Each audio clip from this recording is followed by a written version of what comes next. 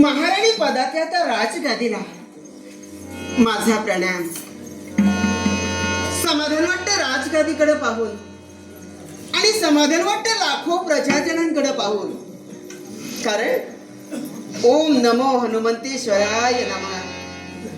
ओम नमो हनुमंतेश्वराय नमः. हनुमंतेश्वराय नमः. हनुमंताच्या कृपेनं ही माझी सारी जनता सुजलाम सुफ